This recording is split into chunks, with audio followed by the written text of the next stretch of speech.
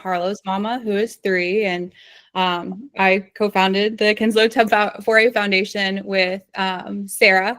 This is our first opportunity to see a lot of you face to face, and so just want to do a little brief introduction and say hi, and also, kind of introduce you to our why. So we started the Kinslow TUBB4A Foundation because we wanted increased transparency. We wanted to facilitate access to the major players in the TUBB4A space and provide, regular updates. We really want to empower this community, and facilitate access to these key leaders and change makers so that you can be the best possible advocate for your child. Of course, we're always here for you, but you know your child best. You know your individual care team best. You know your community's best. And so a big part of this n-Lorem process is going out and creating those teams, like helping build those teams for your child to participate. So we wanted to allow you to be as proactive as possible in your approach with your care teams, with your neurologist, with your hospital system, and have the information that they're going to be looking for when you go in and make the ask. You're going to need to advocate. You're going to need to push, and bringing in Amy and Sarah, they'll give you a lot of the answers to the questions that you're going to face. And you'll also have time at the end to ask them any questions that you have to better understand both n-Lorem and what this process looks like. As Sarah stated, Kinsley and Harlow are both currently n-Lorem patients. We are anxiously awaiting a date for treatment, but in all things that we do, we're going to be transparent with you guys every step of the way as far as what that looks like. And as our kids receive treatment, we will provide you updates. So thank you guys so much for joining. And with that, I am absolutely thrilled to introduce Dr. Sarah Glass, Chief Operating Officer of n-Lorem, and Dr. Amy Williford, who is the Senior Director of Communications and Donor Relations. Thank you guys so much for agreeing to come and talk to us today and provide additional insight to this process to our community. I know you guys have been inundated with emails from our community because Amy, I've been handing out your email to everybody. But this is such a blessing to have you guys join us today and speak to this community. So thank you. Thank you. I think before Sarah starts, I'm just going to jump in real quick. You have been sending my email out, and I have a lot of emails from patient families. And so I just wanted to, I was kind of waiting till after we had this meeting today so we could, provide a lot of context around some of the answers that you're going to get. But yeah, so I'm really looking forward to this and also having this posted up so people who couldn't join today can have access to this information, and we will be getting back in touch with you. So thanks, Daphne and Sarah. Awesome. Well, thank you so much. So like Amy said, we just really appreciate being here. I think we don't have a lot of connections with the patient communities. Oftentimes it's typically through the physician, unless the patients, actually come in the front door like you guys have done and actually make yourselves known and become a really, important part of our community. So just thank you for doing that. You enrich our lives just day to day, and you're the entire reason that we're here. So I'm Chief Operating Officer with n-Lorem, geneticist by training, and been in rare disease drug discovery and development for a long time. I'm also a parent of a child with an N of 1 disorder, a neurodevelopmental disorder with epilepsy. And so you can hear, hopefully, from this discussion today, just that Amy and myself and our team, we put our very much of ourselves into this program, and to really trying to do everything we can to help you to think about what your journey actually looks like. And so, again, Daphne, really appreciate your comments on being transparent, because that's the whole goal here. So we're really opening up the door and just having this conversation. So I thought what I'd do, obviously the most important part is to talk about your program. So I'm going to just talk very basic about n-Lorem briefly. We'll talk much more about the TUBB4 program, and then step back a little bit around some more generalities around what the clinical program actually looks like, and happy to stop at any point. So you guys just feel free to just flag, if you have questions or comments or whatever else, happy to do that at any point.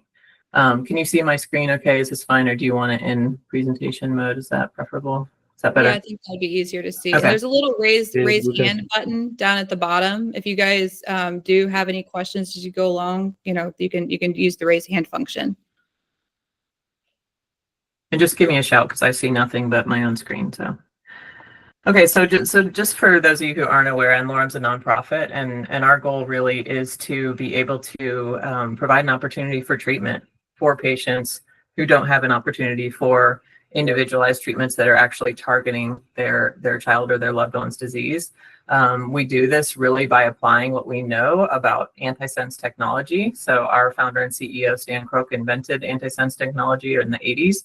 And so has really, spent the last, 3+4 decades learning more and more and more. So in his retirement, and I met him when n-Lorem was himself and Kim, who does operations, and really just a couple of other more volunteers. The idea is, you know what, I've created this technology. Let's see if we can give back. Let's see if we can give back to several patients. And patients with nano-rare disorders are these very rare, kind of micro-rare with the small numbers that commercial companies are not often able to take in today's sort of economic environment. So our goals are several. Obviously, the first thing is I know, even speaking as a mom, is you get a diagnosis and there's nothing for you, and it's a very, very tough feeling. So really providing the hope, obviously translating hope into safe and effective treatments is our ultimate goal. And over time, really in the last 5 years since we've been established, is really trying to think, okay, we're focused one patient at a time. How are we scaling to really be able to meet the needs of many more patients? We have to do this by building a team, internal team, high quality, smart people who come from academia, from pharma, really experts in each of their space. And that's our internal team. And then building this really robust network of partners and supporters. And so all of the steps in the ASO discovery and development process are synthesized by the n-Lorem team, and they're then facilitated and complemented through working very closely with all these partners. And of course, as a nonprofit, having a very extensive network of supporters. Importantly, you can learn a lot from each individual, and you can learn across patients. And that's really what our goal is, to be able to do that, because what we have the opportunity to do for every single patient is to think what we learned, apply it to the next one, improve. And we do that with every single one. And really trying to be in the sort of forward thinking and leveraging AI to really optimize our ability to do this. And the last two really is so critical, is sharing what we're learning and creating this nano-rare community. And Amy's done a really fantastic job of, we started, really there was no community in this space, and we're trying to do everything we can, and we'd love your feedback on how we can continue to do more. Hi, Sarah. I'm just going to interrupt. I think you might need to reshare your screen because we're not, yeah. Okay. Thank you for interrupting this. It's okay. It tells me I'm still presenting. That's weird. We were just seeing the file, but not the actual, we could see, yeah, it just didn't seem like it was following when you were clicking through the slide. Okay, got it. How about no?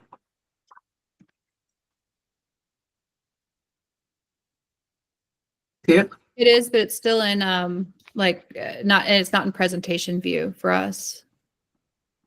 Not now still? No.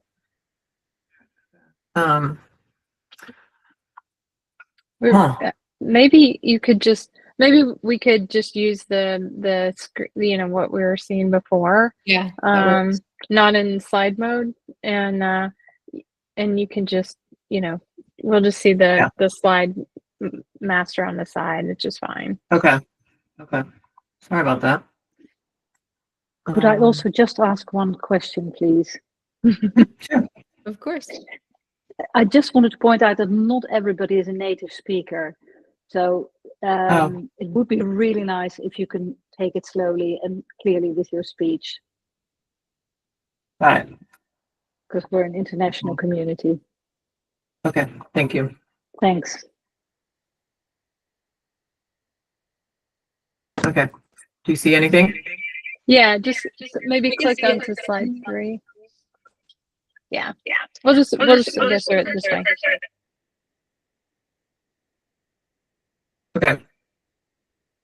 So really, as a nonprofit, we have many goals. I think what just tried to really speak through, and one of the largest long-term goals that we're really making a lot of progress on is the sustainable financing. And so I think that's an important element of really being able to think who we're able to help today and who we're able to help next year, 3 years, 5 years down the line. So the basis for n-Lorem is really, like I mentioned, the antisense technology that was invented in the 80s, several decades ago. So we know a lot about antisense technology, all of these characteristics here, and importantly, it's supported by the FDA. So in 2021, the FDA released these 4 draft guidance documents. These give us a very specific roadmap. And so I have a slide in a little bit that will talk about how do we move beyond the US. The key reason why we're here in the US, despite many challenges with the healthcare system that we're experiencing for these patients and to be able to enable access to the patients, is that the FDA has a specific path that we're able to follow.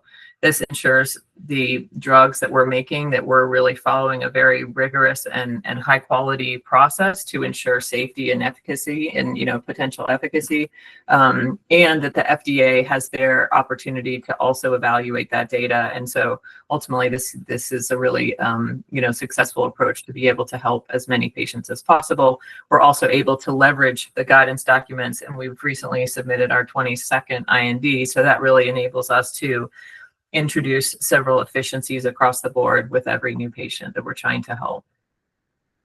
So there's many publications. Again, like I said, our team has been in the antisense space for many years. And so that's really, as we've built the team over the last 4 years, is really working from Stan's, Dr. Crook's core expertise in sort of inventing this technology, and then building and complementing around that. And so happy to send lots of publications if there's interest in the future as well. There are also, importantly, safety databases that have actually been published. So this really tells you the extent of what is known about these particular molecules, and that's so critical in us, again, not only in being able to be more efficient as we discover and develop new ASOs, new treatments for new patients, but also to continue to learn and improve and to optimize the treatments that we have already as well. So just touch briefly and then go into a little bit more about where we are with the TUBB4 program. n-Lorem process that we've established is really shown here in this particular diagram. And what this really is driven towards is ensuring that we have high quality, that we have specific steps along the way that enable us to learn and consider each individual patient across this entire process, but also, again, to be very efficient and effective across the entirety of the process. So this really starts with a patient coming to n-Lorem, and they're through their tertiary care center. So physicians apply to n-Lorem through our website on behalf of their patient. So there's a very extensive amount of information that's required, and ultimately the objectives there are several-fold. First, we need to understand the mutation that patient has, what the functional consequence of the mutation is, and then for our team to be able to do a deep dive from the scientific and the technical perspective to be able to evaluate if antisense technology is appropriate and potentially able to actually target the consequence of that mutation to have a favorable outcome. The second key element is to understand the clinical characteristics, the phenotype of each patient. So really pairing that understanding of the genetics, can we target that mutation with antisense technology? And then secondly, understanding this patient and where they are in their disease progression. And do we feel that given the routes of administration that we are able to apply, are we able to actually help and see a benefit for that patient? So we have an internal evaluation. We then also have an external committee that meets monthly. And this committee, really, we try to, and we have embedded external perspectives on all of these key decisions throughout the n-Lorem process to really kind of introduce and ensure the checks and balances on really doing what's best for each patient. And this access to treatment committee makes recommendations on whether we accept a patient, after which the n-Lorem executive team makes a decision to accept, and that patient's mutation becomes a target in our drug discovery and development portfolio. So really from here, this process is moving forward, you know, like a traditional biotech organization, essentially, is now we have a drug target. We're working to discover and develop an optimal ASO targeting that particular mutation. Once we've identified a lead, we move into manufacturing to sterile fill, which is taking the drug powder and the substance and actually putting it in a vial that's sterile, and it is moved directly into patient treatment. All of this, as I mentioned before, is going towards this IND submission to the US FDA, after which the treatment begins, and we really work with the research center to be able to collect the data. And n-Lorem ultimately over time, like I said before, is really the goal is to learn from every individual patient and across patients as well. And so to date, we've had a very, you know, robust response to n-Lorem. We never anticipated there might be this much need in the community. And so what we've done is really to respond and to grow our organization to the best of our ability to be able to respond to the needs of these individuals. And this just shows you kind of a broad sweep of the number of patients programs that are across the board. These are approximations here. We have received over 300 applications, and we continue to receive, you know, I want to say between 5 and 15 a month. And so we've accepted just under half. And like I mentioned before, we're really moving forward very efficiently and effectively with having many of these regulatory documents approved that are then enabling our treatment for patients. And this is also importantly across 4 different divisions of the FDA, so Neuro 1 and Neuro 2, as well as ophthalmology and the cardiometabolic as well. So I mentioned before the critical role of partners. This slide is becoming so busy, which we just absolutely love. And so this just gives you a really comprehensive sense of, you know, all of these partners across the board. And some of them are just general support. We have many others that are much more specific in their, you know, area of expertise and the services that they provide, and as well as many different, you know, patient foundations that are supportive as well. And so we continue to grow this partner network. So please, if you have more partners that you think might be interested in supporting and working together, we'd love to connect with them. So I think, you know, critically, the important element is, and I think what I touched on in the very beginning, is the reason for n-Lorem was acknowledging the challenges and really the lack of opportunity for patients with very small numbers in either their specific mutation or their particular genetic syndrome that they have. And the fact that traditional drug discovery and development, the sort of standard drug discovery and development, is decades. Oftentimes it's hundreds of millions to billions of US dollars. And so what we've done at n-Lorem is to really be able to take this, apply our antisense expertise to be able to then ensure the efficiencies, that process I showed you before, and really aim to do this drug discovery and development from the point of ASO design all the way through patient treatment in around 2 years. And I think that timeline is pretty close to what we had for the TUBB4 program as well. So essentially this breaks down the process in a little bit more detail here. And so to date, we have accepted 5 patients for treatment. And I mentioned before, the physicians apply to n-Lorem on behalf of their patients, after which we do the evaluation on the mutation and all the patient phenotype.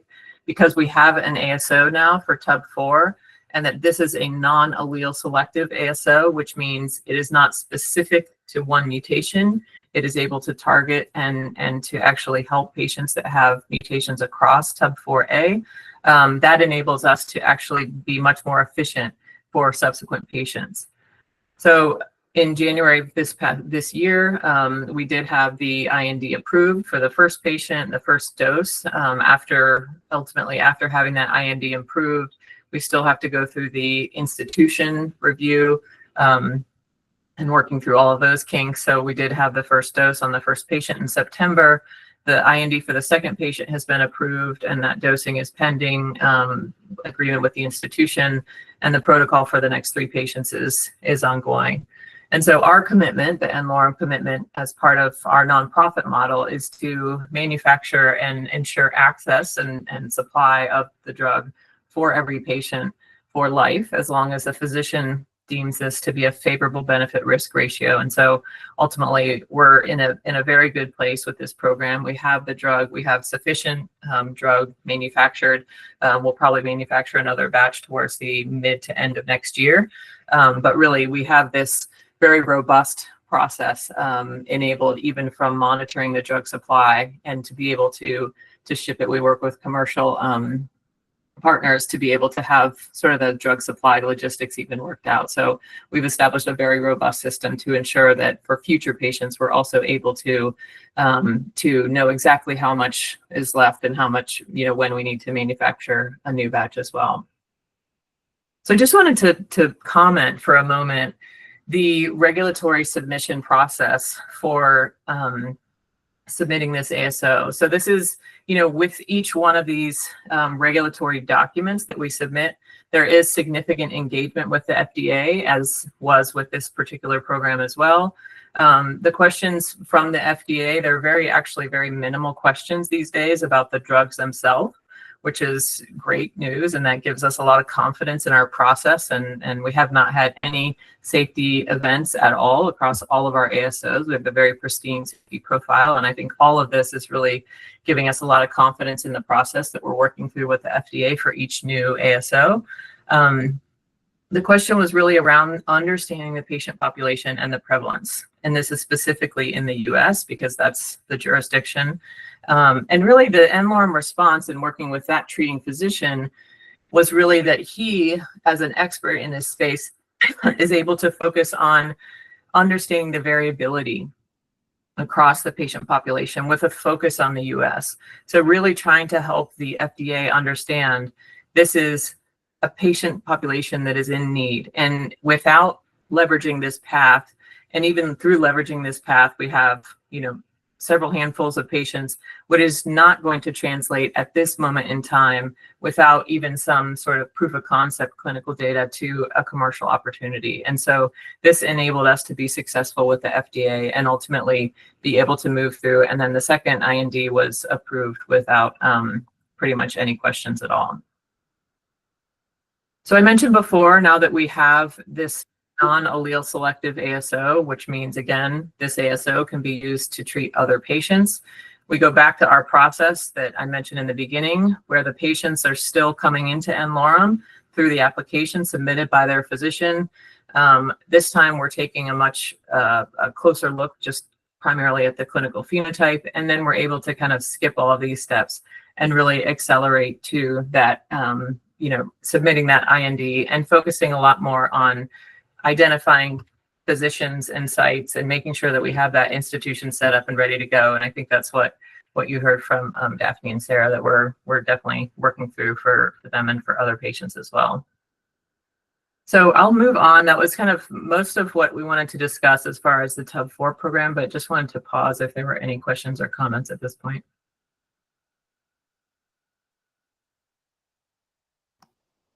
Okay. So I think just mentioning, again, additional patients in the US will go through the same process. And n-Lorem is going to continue to treat as many patients as the FDA allows within our nonprofit model. We don't have a good sense of exactly what that means. And in addition, we are committed to, regardless of how this happens now, that over time, the next step will be to partner if the patient population is much larger. Excuse me.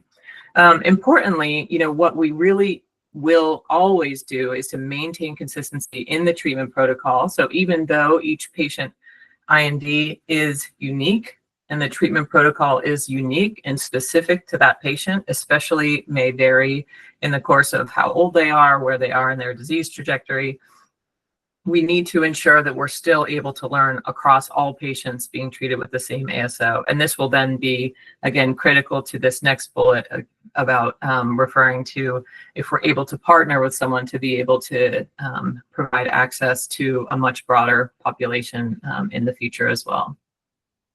And I think this part is key, guys.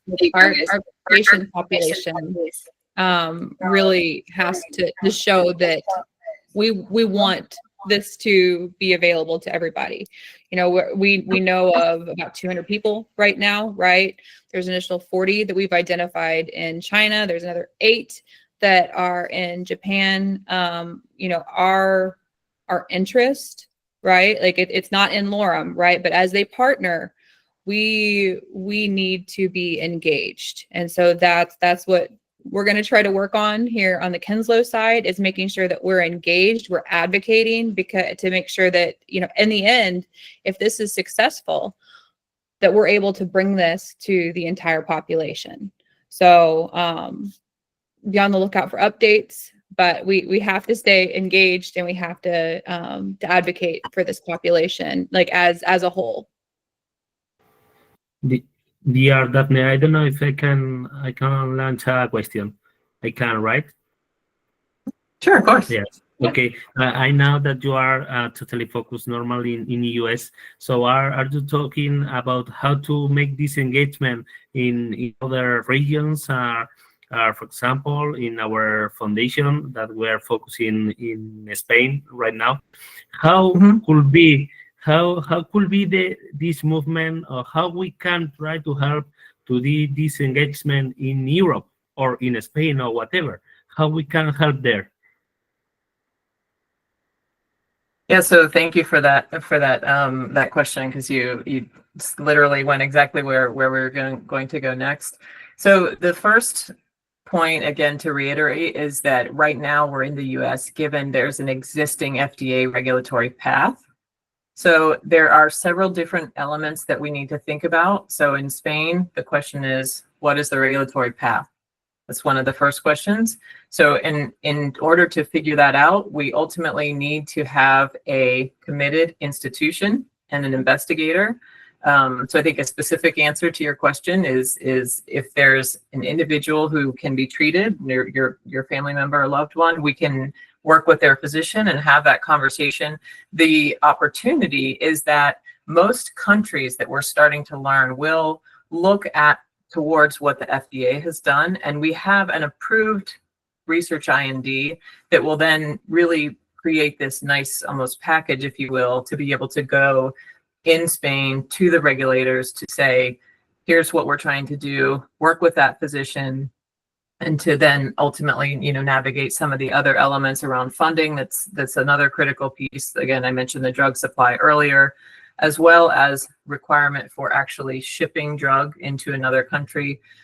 These are kind of the key elements, and not necessarily barriers, but they're just not straightforward. They don't exist today. So those are the key opportunities here. So I think if we're looking to go to any other country, we've been talking with patients and physicians in many countries. I mean, at least a dozen, Amy, wouldn't you say? Maybe actually more. And the regulatory path doesn't exist. And so again, really working towards having that committed physician and institution. Oftentimes, and what we've seen, and I think Spain probably is the same as there's several other European countries that we're having conversations with, is there's a named patient path. And so oftentimes these regulatory paths put a little bit more onus, if you will, on the physician as well. So we do that key piece there is to have a committed physician and the institution supportive of that physician to be able to administer this treatment, to work with n-Lorem in a collaborative way, make sure that we're doing this in a very, you know, safe way, and ultimately the, you know, sort of intrathecal injection and all of those things will be consistent with what we're already doing and we've been successful with. And then once we have that, then we can start to move forward in kind of more specific conversations as far as, you know, how we can get kind of some of the logistics, again, as far as the drug supply and shipment and things like that. So does that answer your question?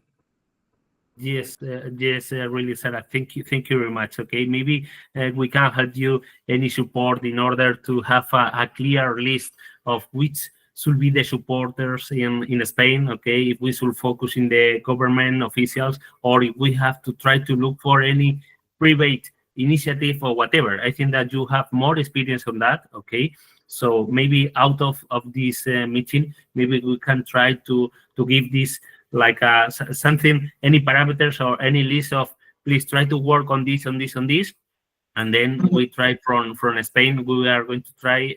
You know that we are not so many people. We right now we are only 9 families in Spain, but I think that we are very happy and very strong families. So we want to try to fight about that. Okay. So thank you very much, Sarah. Yeah, the no, happy Spain to group follow is up. such an engaged group. They're fantastic. I love how organized they are. They've been having like family meetups, and so that would be a great group to work with, Sarah. Okay. Thank you Be very much. happy to have that follow-up conversation. So I did put another placeholder. So is there anything else before we talk a little bit more about kind of what the clinical development looks like? Yeah. Okay. Feel free to interrupt me at any point. So I think what's a really critical Like you element had here. us So raise obviously, your hand. so what's that? Sorry, Daphne, did I Dan miss JD something? Green, I saw a hand come up. Okay.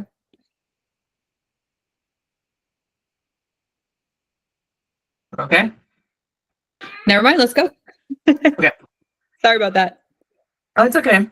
So in the US, the regulatory landscape and the regulatory path that we follow, again, these are not approved drugs. So this is not like traditional drugs where you just go in and you're prescribed a treatment and then you get the treatment for as long as your physician thinks you need it.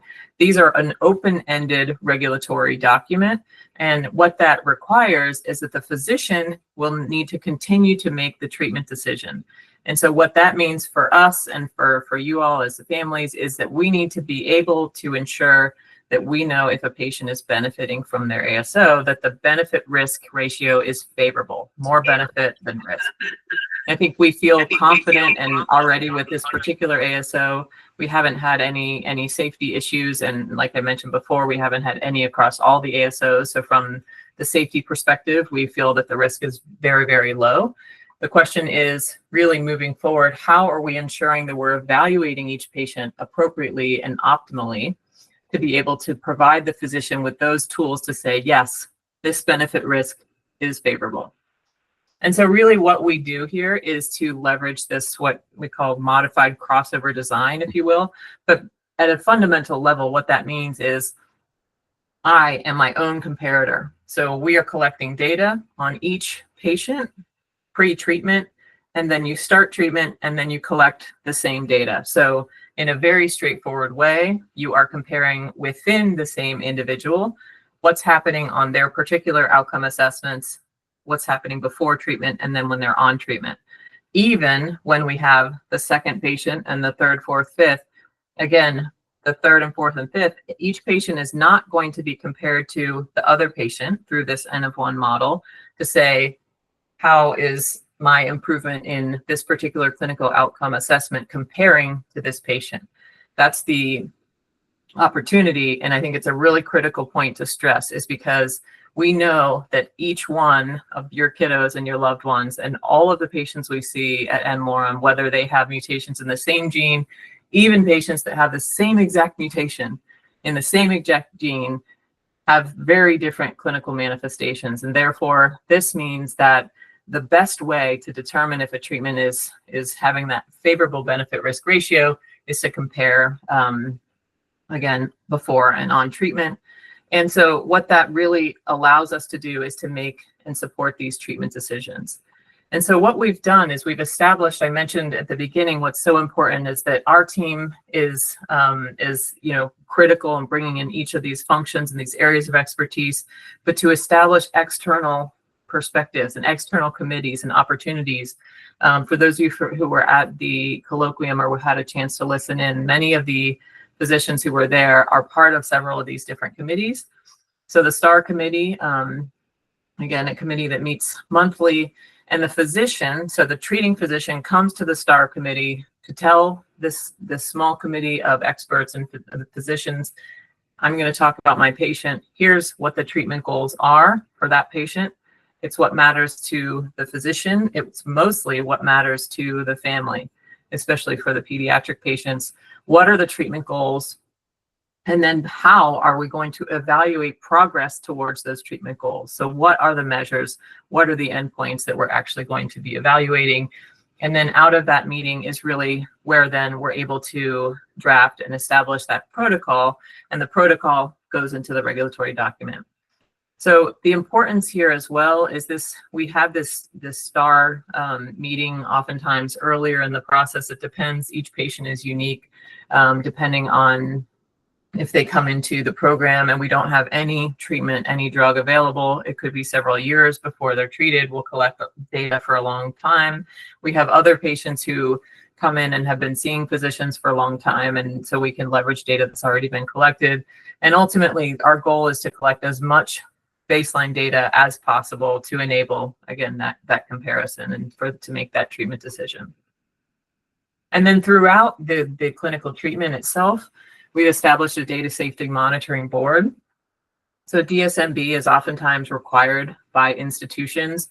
This is a really objective set of experts who are going to do this independent review of the ASOs, of the processes, essentially ensuring compliance, but most of all, safety and tolerability. And so what they do, and actually the amount of data that they're reviewing, really pretty impressive. And these, again, experts in the field, external experts, really taking a hard look and trying to tease apart, because we know these patients have very complex diseases. And so the one question that we don't know the answer to is, what is the interaction between the ASO and the disease itself, right? So when we have a new treatment, we have a disease that has never been treated with a disease-altering treatment, we don't actually know exactly. So it's a really important role of the DSMB is to think critically what they know about ASOs, what they know about how ASOs interact in the body and what outcomes can happen, and then think about that in the context of the disease. And so this is a really critical piece, and it really is there for you all and for the patient safety as well. So I mentioned the regulatory approach and submitting the IND. I think it's really important just to add onto here is that submitting the IND is one point in time, but what that is surrounded by is a continued interaction. So that's oftentimes these pre-IND meetings during which you're discussing the patient. Ultimately, it might be, as with TUBB4 was saying, hey, let's talk about this patient population, helping the FDA understand. Similarly, into the NFU space is really thinking about how under this guidance document, how this patient population that is more than just one fits into it, or does it not, and really continuing to engage with the FDA. And I think this is such a critical stakeholder, and we anticipate and look forward to creating these relationships with regulatory agencies around the world, because it's so critical to ensure that we are maintaining compliance and also maintaining the rigor as we would do if we were in sort of a commercial drug program. I mean, we want to really maintain that rigor, and that's why we've really worked hard to industrialize this process over the last several years. So I mentioned before about the STAR committee determining what are the clinical outcome assessments, and all of these little pictures here are just exemplifying of sort of a closet, if you will, of different types of evaluations. So let's just say we have seizures, or we have behavior, or different types of characteristics and different types of clinical manifestations. So we have a closet of all of these sort of case report forms. And then for each patient, we're able to select unique combination that we know is what is most critical. And those are the outcomes that we'll use to really evaluate the progress towards the treatment goals for that patient. There are times still that we'll ultimately draft have a new case report form if there are unique clinical manifestations. But again, unique between these two patients, but there will also be similar characteristics and phenotypic data that's collected that enables us to really look at the effect of the ASO across several patients as well. And so the data collection, you all may hear about this a lot, it's such an important part. So really we have to make sure that we're doing this right. We're being very robust. We've created the REDCap platform. All of the physicians use, in academic institutions. And I think actually part of the reason we used REDCap is because it is used around the world in many academic institutions. And so really this enables a very straightforward way. We've also taken a lot of the burden off of the sites to have to do this. So for many traditional clinical trials, an institution has to actually set up their own REDCap, and that's a lot of work and a lot of resource and time. And so I think we do have a lot of institutions when we say, hey, we're going to do this part for you. It's like, okay, phew. And also with the regulatory aspect as well. So n-Lorem has built a team to be able to take some of that burden off of the families and patients, off the institutions. So this just shows you, at least in the US, we are starting to, there's a lot of overlap here, but we continue to grow this institutional footprint. We have had several institutions who have been treating patients all along, and we have many new ones that we continue to work with. And we're very excited to continue to onboard new patients or new physicians that have been treating some of these patients for a long time. And the institutions, this is new. So I think back to Daphne's point is I think really, many of the physicians who are interested and who are actually working with us very closely in the very beginning say, you know what, I'm doing this on nights and weekends. Like their clinical load is not decreased. So they just want to do this to help your loved ones and help your kiddos. And how can we do this even in the context of some of the challenges of these larger healthcare institutions? And so you can see, and hopefully next time we share this with you, this map will be a little bit more full, and we'll also have the whole globe as well. So I think Becky had a question. Okay, sure. Hey, sorry to interrupt. I'm just curious about did I see 3 little dots in Florida?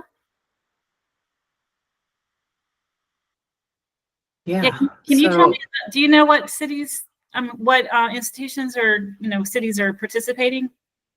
Yeah, we can follow up on that if you don't mind. I can give you some more specifics. I think that's one of the challenges and opportunities is that the physicians are doing this and they've committed to doing it, and they're oftentimes not able to take on additional patients. But I just don't know right off the top of my head exactly what those are. I think it's Miami and Advent Health, I think, is another one, and then Mayo, Florida, off the top of my head. But yeah, I'm happy to give you some more details on that as well if that would be useful.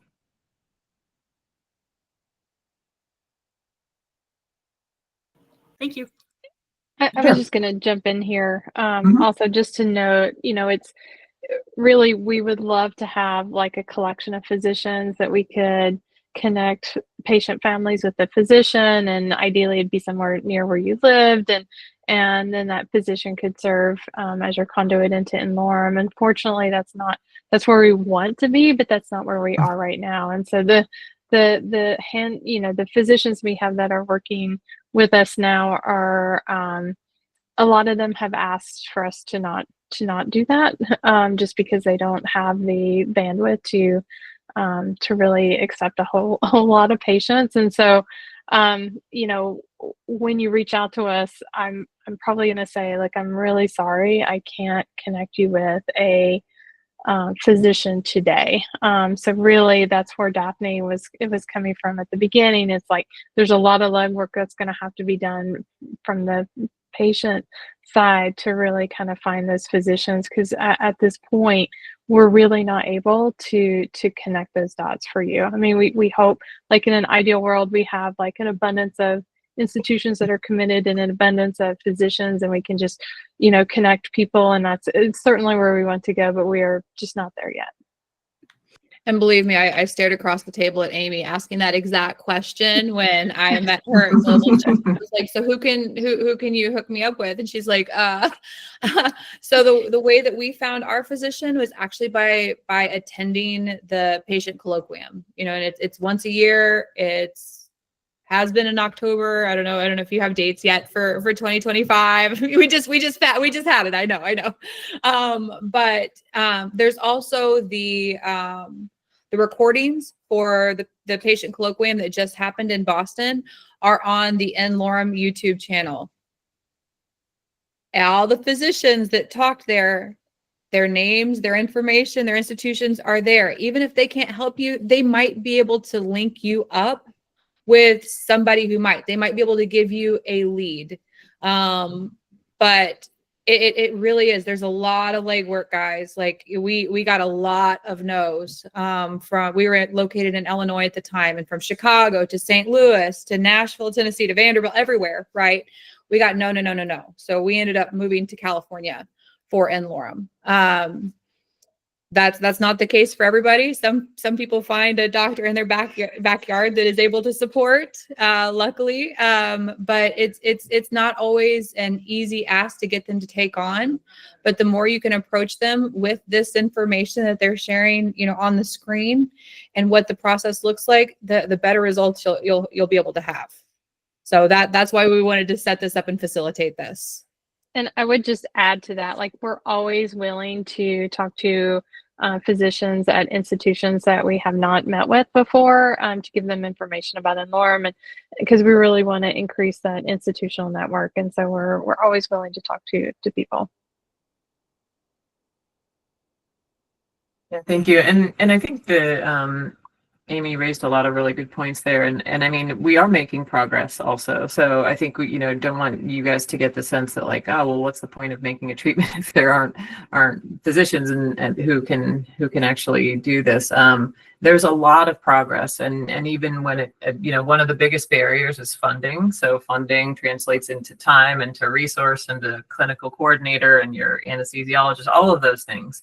And so we're working on different, grant funding mechanisms, different clinical trial site networks, different approaches to evaluating insurance coverage. So a lot of those things too. So I think, each of you working individually, and this slide really gives you a sense of kind of the collaboration with a clinical site. It really is pretty extensive. So we don't need patient cells. For your programs, I don't think I'm pretty sure we're not requiring them right now. But ultimately, having all of these elements that we work with them along. So, in the baseline data collection, really all of this working towards being able to enable that treatment. But it's things like, the first dose and every increasing dose during the protocol requires an overnight stay. So it's examples like that where the protocol this is still kind of a clinical trial, so that it does require very specific, activities to happen at a particular time. And so there are a lot of institutions, and actually, if we were to have shown you this map, 2 years ago, it wouldn't be maybe 25% of that. So I would say, at the beginning, there's just a few early adopters. When we're really starting to see an increase, I think the colloquium from this year, Daphne, is a great suggestion, because that actually showed you just significant. I mean, and Amy, planned this entire, it was at least like 4 or 5x what it was last year. So that just gives you a sense of where we're going and how much, ultimately institutions want to do this. For the most part, and they, and the physicians and the team members and the staff. And so they're really trying to move mountains to make this happen. So unfortunately, we don't have kind of a list of physicians at this point, but like Amy said, please feel free to send any new physicians our way, and we're happy to talk with them about what would be required. So just wanted to spend the last few minutes here just giving you a sense of what we are seeing. I think also giving a little bit of comfort, acknowledging these are experimental treatments. But again, coming back to the fact that we feel very confident in our approach and in our discovery and development process is extremely rigorous. That's exemplified by 21 out of 22 INDs have been submitted. The 22nd is just under review. And so this is really going to cover, 29 patients. So meaning that several INDs actually had a couple of different patients in each one. We've had 17 patients on treatment already. And this kind of in total is like 8 years of treatment, 65 doses. You can read these. But the most important thing here, again, and I mentioned before, is that we have not had any serious adverse events or, really ASO related adverse events. And that's, I think a really critical piece as far as kind of the peace of mind as well. I think Lourdes. I already mentioned. Oh, sure.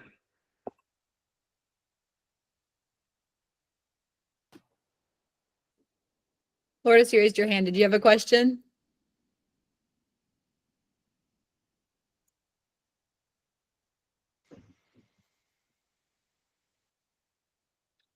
Yes. Hi. Hi, everyone. Thank you for this awesome Hi. webinar. Can you hear me? We can hear you. Yep. Oh, perfect. I have a question.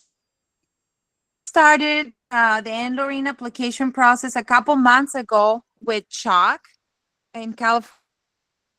It makes sense to transfer the application process to a doctor who is already further along in the other rather than duplicating the process.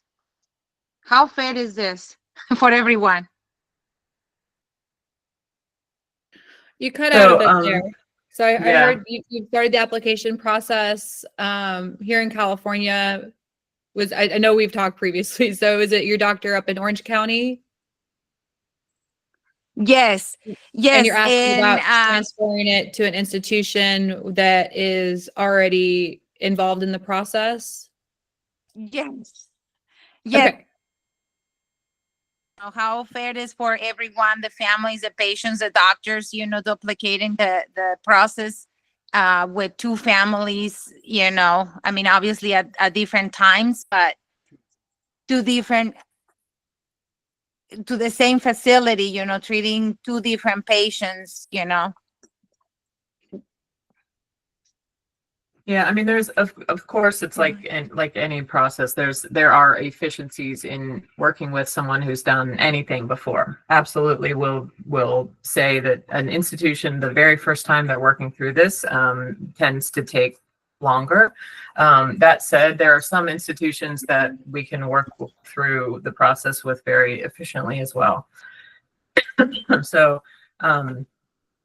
I don't know. I mean, I think in the environment where it's challenging to find a physician at all, I don't know about kind of, unless you have another physician already lined up that would be willing to do it. It might be just as fruitful to stay with your institution that you're already working with. Amy, if you had any experience with this one, comment there.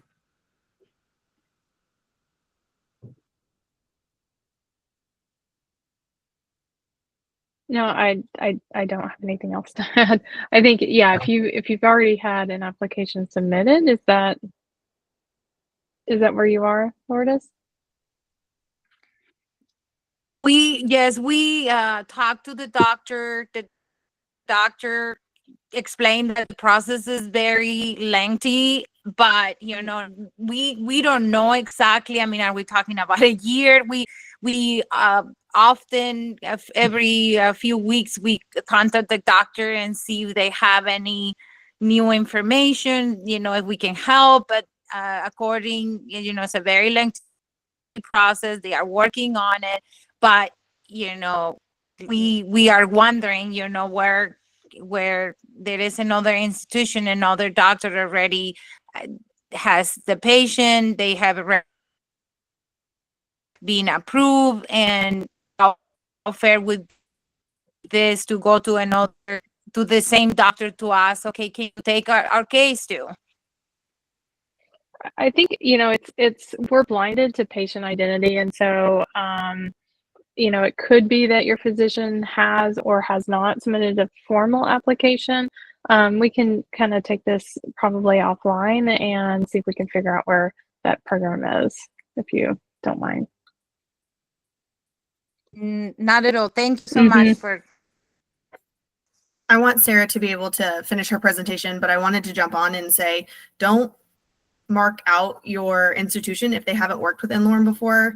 It is a lengthy process. Our application, my photo of Kinsley with her physician on the day he submitted her application just popped up for a year ago. So it was November 10th of 2023 that Kinsley application was submitted, and her IND has been approved, and we are just waiting for those contracts to finish so that we can start dosing.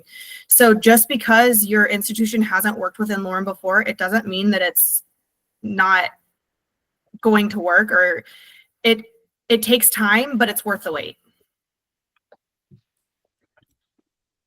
Can I ask a question? Of course.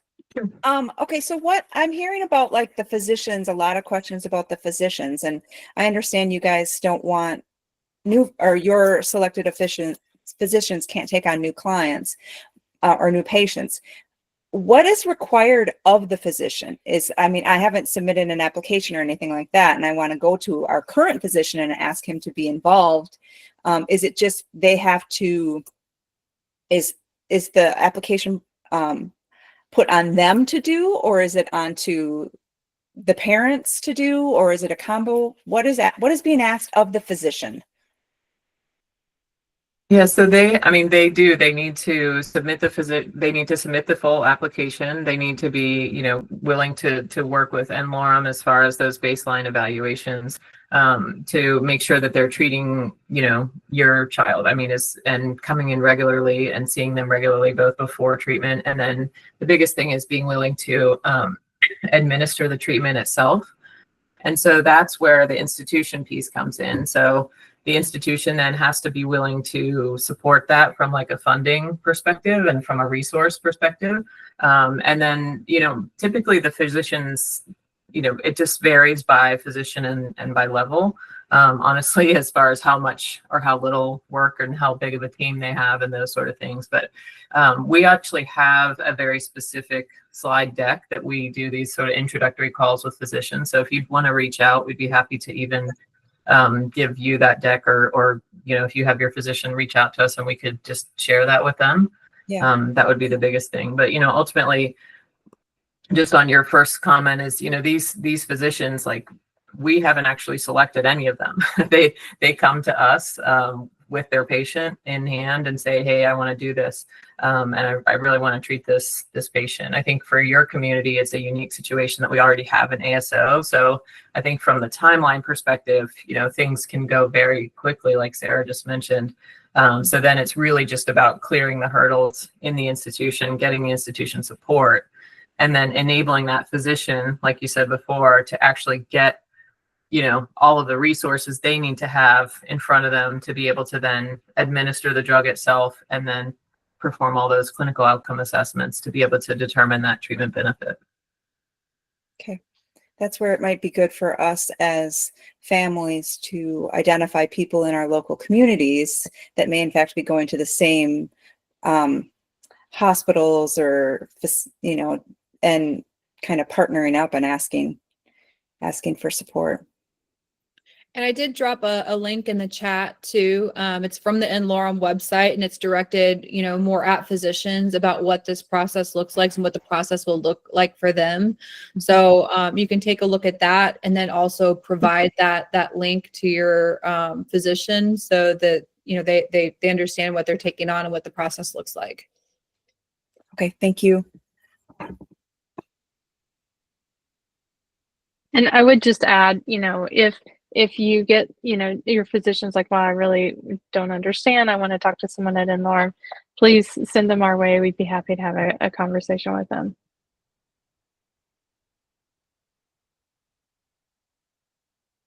Okay, so just a couple more slides and then we can wrap it up. I think this, we've already touched on this, but again, this enables us just to, the fact that this is a non-allele selective is already enabling us to help more patients. So that's really good news. So we don't need a new ASO for every new patient.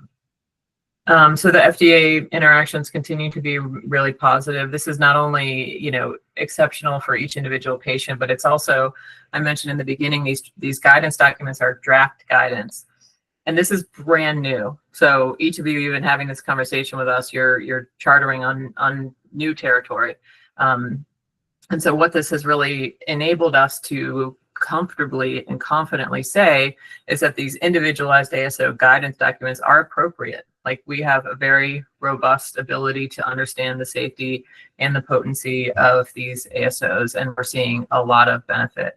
And I think just moving on to that point is really, out of the 17 patients we have treated, we have 7 who have been on treatment long enough that we do have sufficient data to really start to see the effect of the ASO. And we're seeing actually 7 out of 7 are showing benefit, which is really pretty incredible. And again, underpinning this benefit without any safety issues. And this is improvement. And you can see here is really, major drops in seizure frequency, improved, motor function, behavior, increased communication, a lot of quality of life. I think we hear things like from the parents. I think there's one dad recently said their daughter had gone to an overnight camp. It's things like that are really some of these intangibles that only the families can really experience, that we're really starting to hear. And other, these other benefits that are not necessarily captured as explicitly, like pain, drooling, stamina, GI, other types of benefits as well that we're really pleased to be able to see.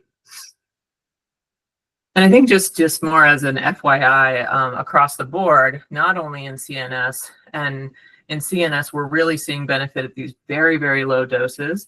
And so that's been really interesting, and that's a new learning, but also in the eye treatments, and also with the liver targeting ASO, really starting to see some benefits as well. So I think in conclusion, we've really just kind of highlighted where we are with n-Lorem. We've established this process, and the regulatory environment really continues to be favorable. We have this TUBB4 ASO. We're very happy to work with you guys and to work with your physicians to try to move this ASO to be able to enable treatment more broadly. And I said before, our commitment is to be able to provide this drug to anyone who's being treated for as long as the physician deems sort of this favorable benefit risk. And, I think most importantly, really want to focus on helping more people. And again, thanking our network of partners, because this, really wouldn't be possible without the network of partners. So I think I just put a couple of discussion points, but Daphne and Sarah, happy to turn it to you guys. I think we've mostly touched on all of these.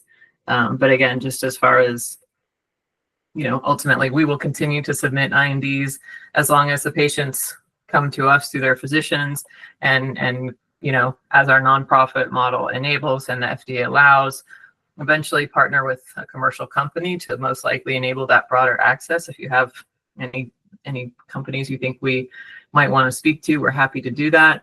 And again, coming back to connect your physician with us, we're happy to chat with them and tell them a little bit more. And the funding really right now has been that we're hearing, we continue to hear from institutions.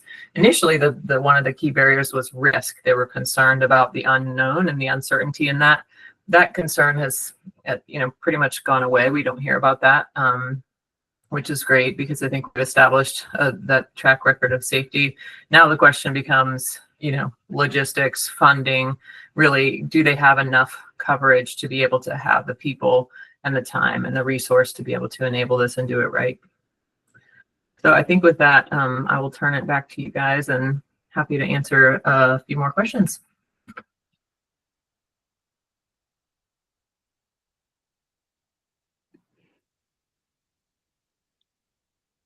Danielle, I think you have a question. I do, thank you.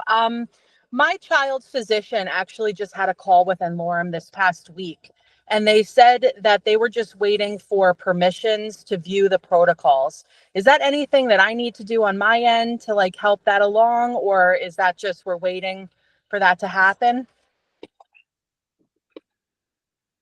We'd have to follow up with that one specifically. I don't think usually there should be much delay on that, honestly. Okay, all right, thank you. And that's Daphne, I don't know. awesome to hear. Yeah, no, that is great. I was just going to say too, Daphne, I want to make sure we don't miss any of these. So I don't know if you're taking just if you have a list of actions for us to make sure that we follow up on. If you guys want to shoot the page a message with your specifics, we'll send it out to n-Lorem post meeting. So Amy Sheridan Hill, I know you had a question. Yes, hi there. Just thinking more of outside the US, I think you might have touched on this briefly. Do you think long term that this, when you've dosed X patients, it will be something that you will market as a product that can then be accessed by Europe and other countries? Yeah, I mean, I think first, we're a nonprofit, so we won't be marketing them ourselves. So I think that's where we would partner with somebody who would if we licensed the ASO to someone who would market it. I think long term, of course, you want to enable access, broadly speaking. I think more in the short term, though, I think working with your physician in the UK could enable the access, and that's it's separate from the US, to enough. Right, that it's not saying, okay, well, we've treated X number of patients in the US, so now we can't go anywhere else. It starts to become kind of a separate conversation. So, I mean, I think, yes, absolutely. n-Lorem won't be doing that, but we'll be working to partner with someone to ensure that we can enable access as broadly speaking as we can. Yeah. Do you know, because Synaptics Bio, a UK biotech, is working on an ASO for TUBB4A. Have you linked with them at all? Is that something that we could maybe put you in contact with? I don't know. They're applying to MHRA and FDA to have a clinical trial for a ASO. They've got their molecule ready, and it's just kind of doing the final toxicologies and things. So whether that's something that could be linked long term, or would that be something completely separate? I mean, we're happy to connect with anyone, honestly. So yeah, please feel free to connect us. We'd be happy to discuss. Yeah. Okay. Thank you.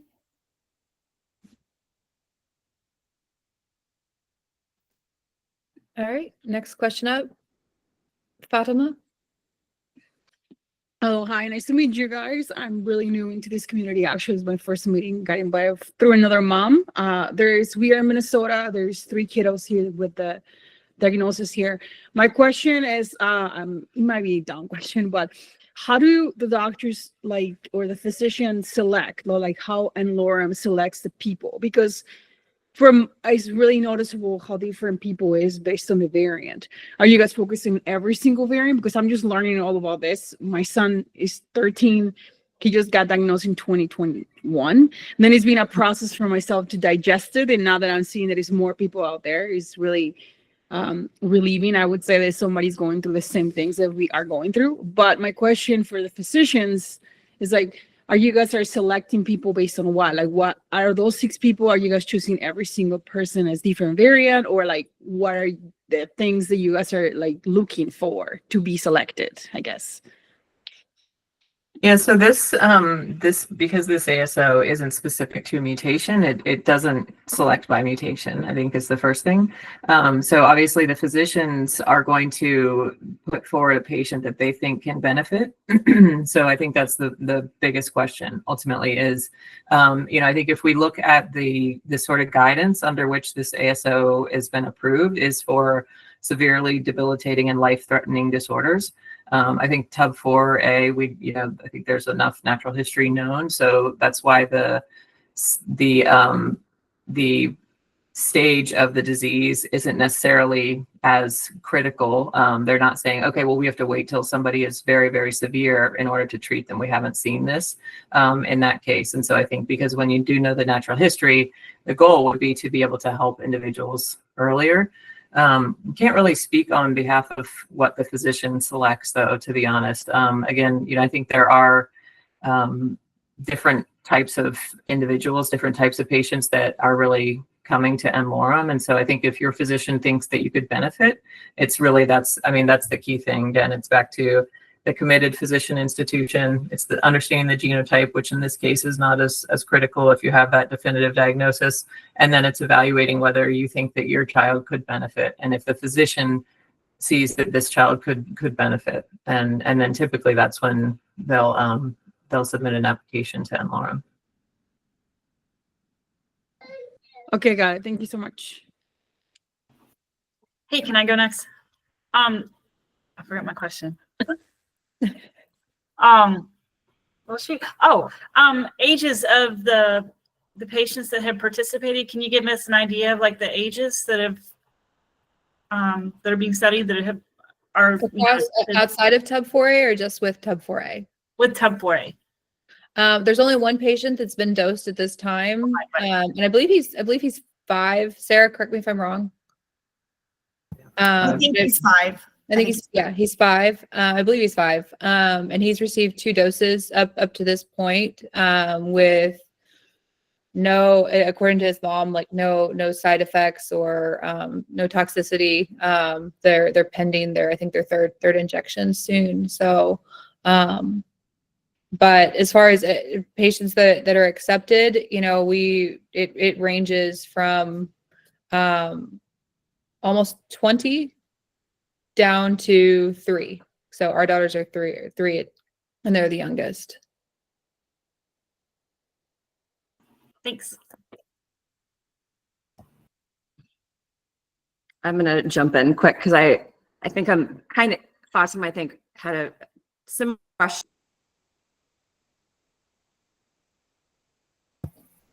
Hey, we can't hear you. You just went on mute, I think. Can you hear me now? Sorry, I don't know what you guys heard, but I think going off of what Fatima was also mentioning, if we go back to the first slide, it discusses that there was 300 applicants.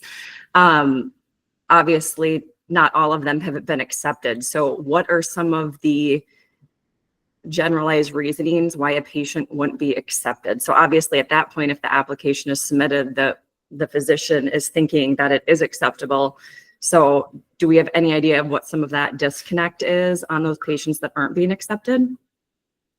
Yeah, it's a great question. And just to be clear, that's 300 across all genetic disorders, across all of n-Lorem. So, so a lot of that is the mutation. So there's a pretty significant number that have a mutation that either might be the functional consequence is not known, or the functional consequence is known and it's not an approach that we can target.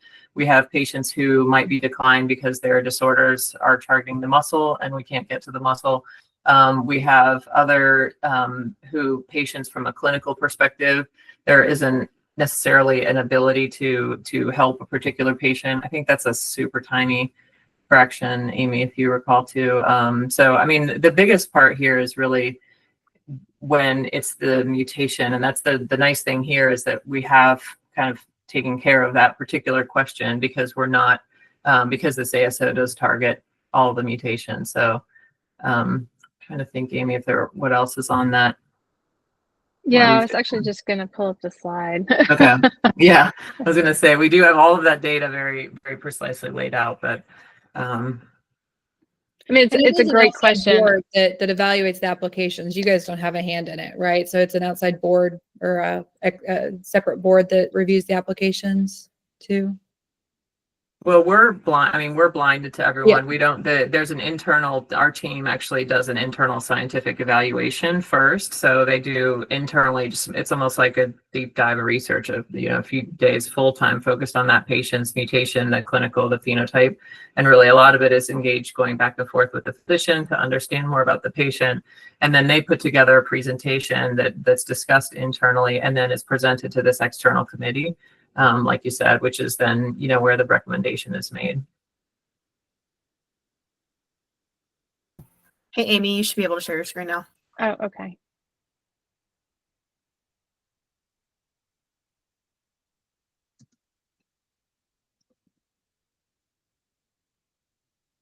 Sorry, my computer's asking me to do a bunch of stuff. I would say, you know, I can also just drop this slide into the deck that we're going to share, but primarily it's ASO strategy. There's just no ASO strategy, and even if we deny a patient today, that doesn't mean that more information might come out, because a lot of these mutations are just now being found and information is being gathered on them as research groups are working on them. And so, you know, patients that we have denied, you know, a year ago, we might be able to help, you know, later on. So just because it's a no now doesn't mean it's a forever no. And so the over half have been because there's no strategy for us at this point in time.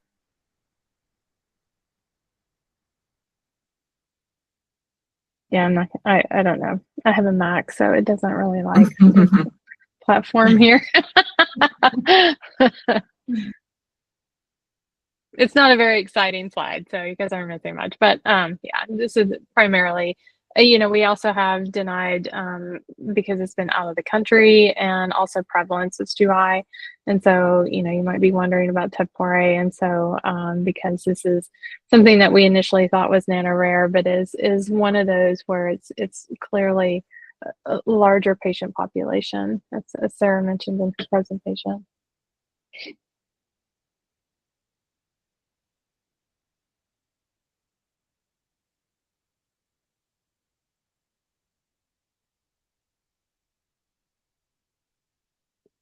Are there any other questions? Yeah. Hi. So if our child were to go through the process and be accepted to start the ASO treatment, would that confine them to just that treatment? Like, say, there's other, institutions or hospitals that are working on ASOs. Would that like limit them to only being able to participate in one treatment, or would they be able to, like, if another one was created for like a generalized ASO, would they be able to partake in that? Or Yeah, so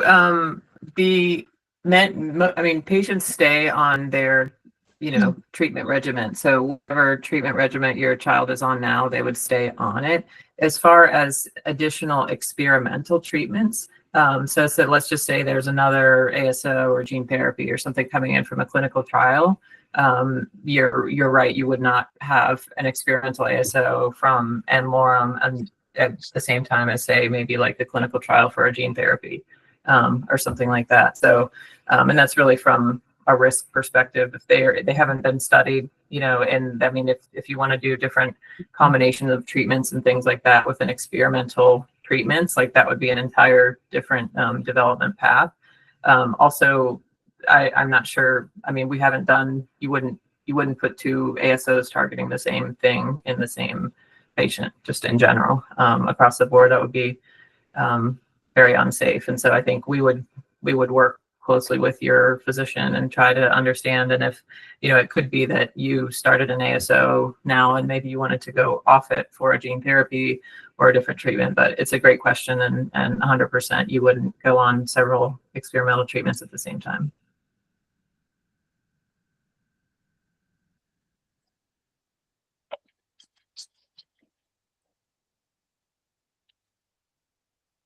Becky, did you have another question? Yeah. Okay. Oh my gosh, I forgot it again. I'm like Dory the fish. So, and you probably, I don't know, you may have already answered this, but I got really bad ADHD. So this is free for patients. Does that mean like travel and accommodations or comp too, or no, or would that be on our end? Yeah, it's a great question. So no, the n-Lorem's able through our nonprofit model to provide the cost for the drug discovery and development and providing the drug itself. So no, unless you work with an institution that actually covers those expenses, those are the patient expenses. Okay, thanks. Mm-hmm.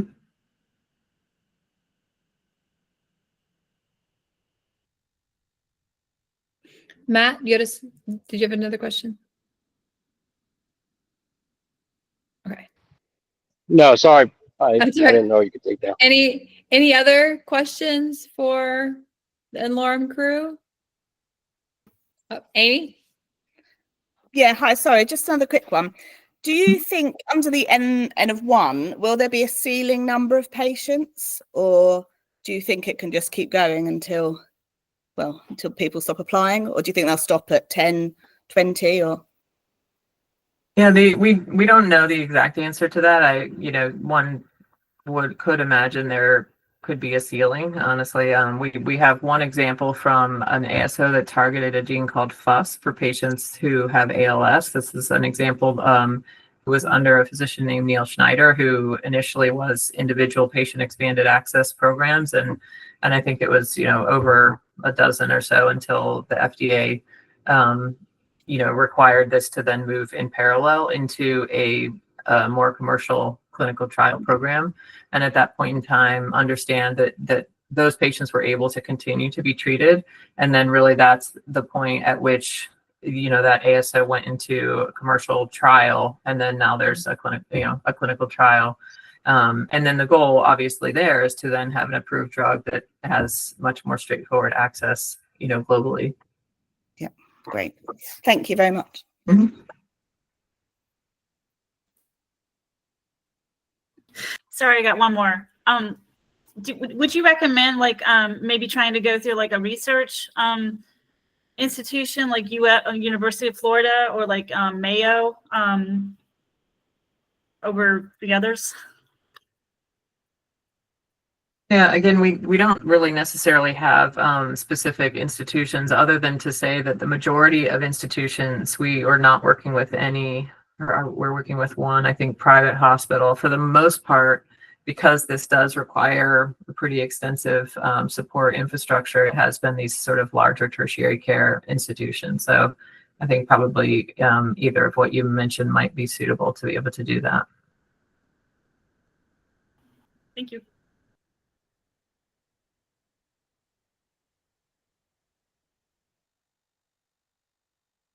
Okay. Well, I think the questions have slowed down. If there are no others, I just want to take the opportunity to thank everyone for joining, especially Sarah and Amy. Thank you so much for meeting with our community and fielding all of our questions. And then to the community, thank you guys for showing up. Thanks for coming. Thanks for being engaged. Thanks for bringing your questions. We will be we have recorded this session, so this will be available to send out afterwards. But, having an engaged population that has access to the people who are really changing the world for our community is so important. So thank you so much for taking time out of your day to join us. And if you want any questions to Sarah and I about, our experience, our daughters haven't received the actual treatment yet, but we are n-Lorem patients. So we have been through this process. We're always happy to help. And I know that we have some fantastic, very engaged international organizations as well. Happy to, work with you guys, happy to meet, happy to talk through, any way that we can assist on this side of the pond. But thank you again for joining. Yeah, thank you so much for the opportunity. We're happy to have you guys follow up at any point, so please let us know. Yeah, All right. thank you. Thanks, everybody. Yeah, Have a thank good you. rest of your day. Thank And you. happy Thanksgiving to those who participate. Take care. Thank you. Goodbye. Bye. Have a great day.